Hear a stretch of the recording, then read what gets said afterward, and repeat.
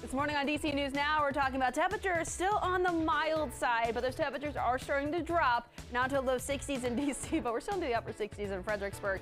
Cooler air is already settling in off towards the north and west, and that will spread its way across the region behind the cold front. More details with that Friday forecast coming up.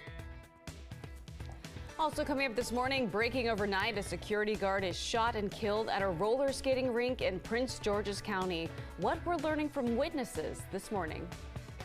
It's brought war back to Europe on a scale unseen in decades. And it's now 1 year since Russia invaded Ukraine, igniting a deadly war, while Ukraine's president says there will not be a second anniversary. You're an elected representative of Ward 1, so let's focus on the Ward 1's needs. Feeling unprotected, why one business owner in the district says a lawmaker is failing to protect stores from a wave of robberies, and what he hopes to see change. The station covering all of the DMV. This is DC News Now. All right, it's 6 o'clock on this Friday morning. Good morning to you. Thanks for joining us. I'm Corey James. Good morning. I'm Tanaya Wright. We're going to start you off with a live look outside on this Friday morning. Nice start to our day, Jackie. Yeah, we're noticing those temperatures on the mild side. That wind is starting to pick up, and that's because that cold front is pushing through, and that'll be ushering in that cool down that we'll see over the next several hours. So as we approach sunrise, we'll likely continue to notice those temperatures dropping. But right now, we're still holding into the 60s in D.C., Manassas, Culpeper, as well as Fredericksburg. Farther off towards the north and west, already seeing those temperatures dropping, especially along the I-81 corridor. We were into the low 50s not too long ago in Hagerstown. We just dropped into the upper 40s at the top of this hour. We're low to mid 40s farther off towards the north and west, and that cooler air will win out over the next couple of hours. Temperature difference from yesterday morning, many of us running at least 15 degrees warmer than we were yesterday morning, but that will be quite the different story later on this afternoon as this colder air moves in and spreads its way in across the region and sticks around for our Saturday. That cold front continuing to push out. At least we're tracking those dry conditions out there. Those winds, though, are picking up, and that's what will make it feel even cooler through the day. I'll have more details coming up. Shanika's here with a latest look at traffic. How are those roads?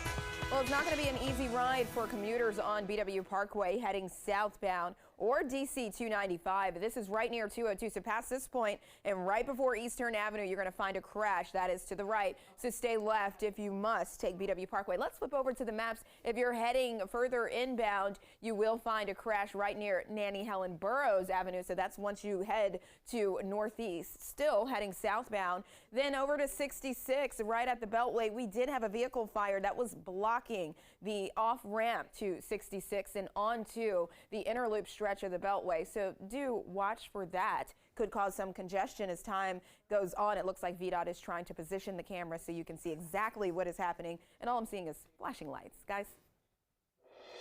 All right, Shanika, thank you. Your time right now was 6:02, and your know and go this morning. A security guard is dead after being shot overnight at a skating rink in Prince George's County. Police say it happened on Branch Avenue in Temple Hills just before midnight. Now, police are still searching for the gunman. We'll have more details coming up in just a moment. Today marks 1 year anniversary of Russia's invasion of Ukraine. Ukrainian President Vladimir Zelensky pledging for Ukraine to push for victory in 2023. A candlelight vigil for Ukraine will be held at the Russian embassy tonight at 7. And a 3-year-old is back with his parents this morning after being kidnapped from a gas station in Prince George's County. You can see the moment they were reunited right here. Now, Maryland State Police say the toddler was in an SUV when it was stolen. Authorities arrested the suspect. A date has been set for a special election to fill the vacancy in Virginia's state Senate. It is going to be held on March 28th. Now, it was left by Democrat Jennifer McClellan, who now holds a seat in Congress. Democrats currently narrowly control the Senate. All right, well, breaking right now, a security guard is dead following a shooting late last night. It happened at a skating rink in Temple Hills. That is where we find our Tysons Fakile this morning. And Tysons, you just spoke with the owner of that business. They lost someone, they say, who meant so much to that skating rink.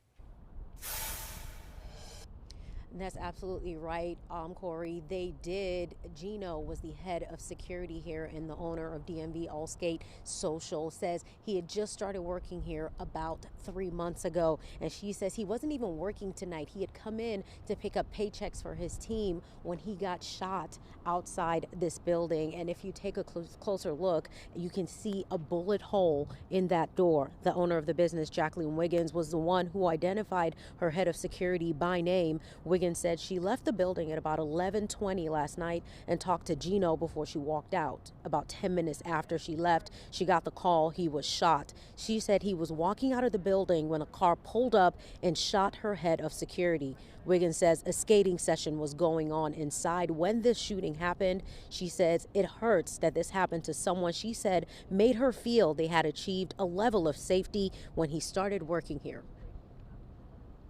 When we first opened up with the first security company, I sat on this couch every day, every shift, every day, every hour, afraid that something was going to happen at that door. Once he brought his team in, I was able to move upstairs and relax and still be here present in the building, but not sitting on the front lines. Wiggins said the shooting had nothing to do with DMV All Skate Social, and at any given time, they have 8 to 10 licensed security guards here. Now, the head of security here, Gino, we're told was more than just a security here. Wiggins said he was a father of 5, and she said he worked in the community to try to help this community. Now, police, of course, are working to find who fired those shots and killed the man here. But coming up in our later newscast, you'll hear just how much more Gino meant to this establishment. Back to you. All right, Tysons, just absolutely tragic. Your time right now, 6:06. New details in that police-involved shooting near Tysons Corner Center yesterday. Investigators say a handgun was not found in the area where police shot and killed 37-year-old Timothy Johnson. Fairfax County Police say Johnson was suspected of stealing from a store in Tysons Corner Center. Now, according to authorities, 2 officers told Johnson to get to the ground after he ran from them before firing those shots. Johnson died at the hospital. Body cam video, we're told, is expected to be released in the next 30 days. Meanwhile, Johnson's mom told the Washington Post, quote, "An unarmed shoplifter is now dead." Your time right now is 6:06 this morning. No charges will be brought against a D.C. police officer who shot and killed a man at the wharf last summer. According to the Department of Justice report, Commander Jason Bagshaw was out to dinner when people started to take cover outside of the restaurant. He says what he saw when he thought was 20-year-old Lazarus Wilson robbing someone at gunpoint. Now, Bagshaw told Wilson to drop the gun, but the report says he did not. Bagshaw shot Wilson once. He later died at the hospital. The U.S. Attorney's Office for D.C. says they did not have enough evidence to charge him. Наша віра зміцнив наш дух. Our faith has grown stronger. Our morale has been reinforced. We endured the first day of a full-scale war. We didn't know what would happen tomorrow, but we realized for sure every tomorrow is worth fighting for. Ukrainian President Vladimir Zelensky began this morning with a message for his country, pushing for victory over Russia in 2023. He called February 24th of last year the longest day of their lives. And as of this morning, Russia has been at war with Ukraine for a full year. Since last February, tens of thousands of people have died, and that number continues to grow. Ukrainians are gathering today in Kyiv, holding candlelight vigils, remembering the people they've lost. This is the most widespread conflict in Europe since the Second World War, and the style of war is much different than how many believed a modern-day attack would happen. Before the invasion, many military planners thought that conflict in the 21st century would be about the cyber domain and high-tech weaponry. And what we see in Europe is trenches and tanks. On Monday, during a surprise visit to Ukraine, President Biden said the war must end this year and pledged that the U.S. will continue to support Ukraine. 1 year later, Kyiv stands, and Ukraine stands. Democracy stands. The Americans stand with you, and the world stands with you. Ukrainians described feelings of anxiety surrounding the one-year anniversary, expressing their concern that Russian forces would choose to launch additional attacks today. Your time right now is 6:09 on this Friday morning. Police in Fairfax County say automated license plate readers have been useful, particularly when it comes to stolen cars. Now, the department tells us those cameras helped them to find stolen cars and 2 missing people over the 8-week pilot program.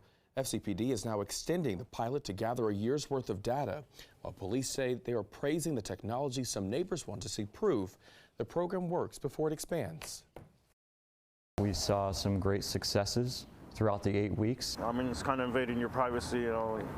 People don't like really that, and pinpoint you where you're going, where you're coming, if you're a law-abiding citizen. Police say the cameras will only read license plates and vehicle details. As of now, there's no long-term plan for the program. Starting today, D.C. residents who own a Kia or a Hyundai can get a free steering wheel lock. Now, the locks will be given out on a first-come, first-served basis until they run out. The locks are available at your local police district. In order to qualify for one, you must own a 2011 to 2021 Hyundai or Kia, have a steel key ignition. You must also show proof of D.C. registration, and you must have a district ID. Your time right now is 6:10. Many businesses in the district are facing some challenges with break-ins and robberies. That's right. One is trying to change that with a new effort. Pablo Ortiz of Aurora Market in Parkview is leading a new effort to combat crime. He seeks to recall Councilwoman Brianna Nadeau for what he says is her lack of response to the priorities of Ward 1. His business has been attacked several times. Ortiz wants to see change, but others are not on board.